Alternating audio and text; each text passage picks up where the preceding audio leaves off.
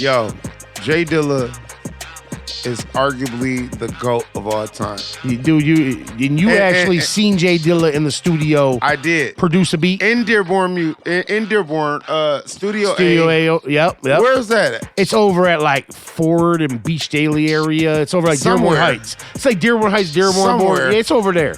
Somewhere. Classic records. I feel like I only went there once. I know. I think twice maybe. I know Common, Busta Rhymes. There's a lot of people who's a lot of plaques there. So the day that I was able to go to the studio with J-Dilla, I pick up Elzai from right down the street on Evergreen in Chicago. Shout out Cloudy, if he's looking.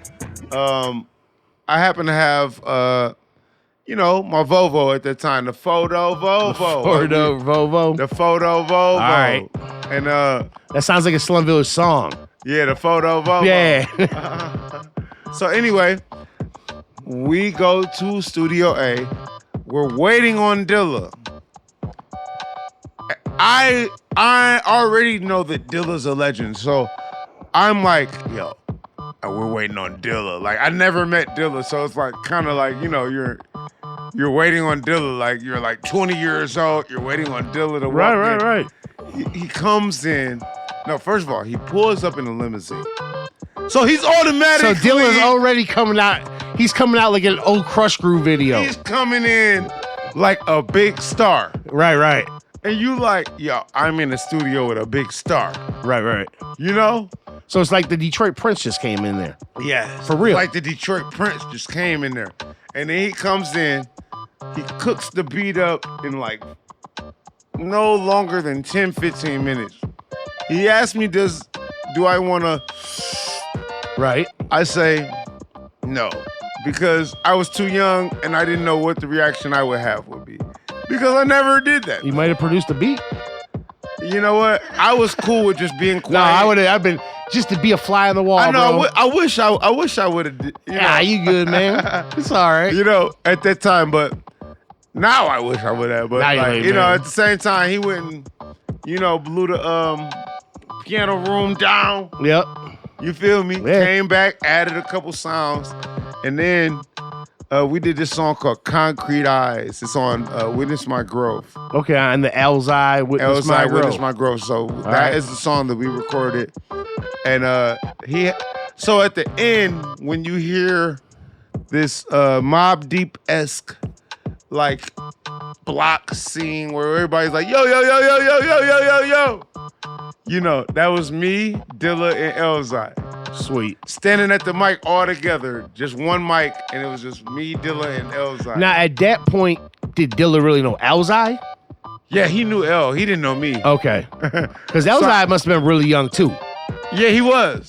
He wasn't even in Slum Village yet. Oh, no, he came later. No, this was very early. Actually, I want to say it was like 2001 or 2000. Okay, so it was like Welcome to Detroit. Yeah, Welcome to Detroit. It was like era. Dilla dropping Welcome to Detroit. Yeah, so like at that time, I think Welcome to Detroit came out in like 2000 or something. And we know when that came out in Detroit, that was a big deal. Oh my God. I mean, Welcome to Detroit was something we never heard. Amazing. And it wasn't even like any Dilla you heard. Right. It was like, wow. So at that time, right, like, he's probably hyped to work with Elzai again.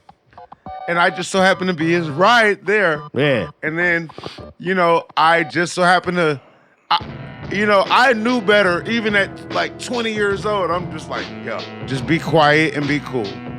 Because I heard about Dilla. I heard that he was. Were you producing at the time? You had an MP then? I was just getting started. Were you on an MP then? Yeah, I was, but I was just getting started. I didn't have nothing to give. Was Dilla. he on a 3000 when you went in there? Yeah, I think. Yeah, he was. Because he was the 3000. Yeah, dude. he made So he had some records. He had a Curtis Mayfield Superfly soundtrack. Right. And he sampled Little Child Running Wild. And he just hooked it up real fast. Whoop, whoop. I'm talking about 10 minutes. He could do what these guys now do on computer software. He invented all that. Yeah, he was like a computer. Yeah. He was the processor in a way, man. And then, that dude was... so like I say, he made like the skeleton of the beat. He made like the drums and the sample and all that. And then Dilla was like, hey, you want to smoke? somehow he looked over at me. He doesn't even know me from a can of paint. He just looked at you and he figured you. He was like, this cat right here. He figured this little young dude must want to smoke. I'm like, nah. I'm cool, bro. Cause like, I don't know. I just wanted to stay on Dilla's good side because I heard he was, you know, a little like he might be a little mean sometimes. Right. I didn't know this dude. This is my first time meeting him. Right. You need him dissing you on a record or anything. Stay out the way. So hey, no, I'm cool, bro. Hey, Dilla could go. He had some bars, bro. He could put some stuff out there, bro. I know. So I really feel he still went. I think he smoked by himself. Right. And then he came back and he added one sound, I believe, maybe one or two sounds, but the beat was made and it was playing. And then he went and smoked and he came back and he added like one or two sounds.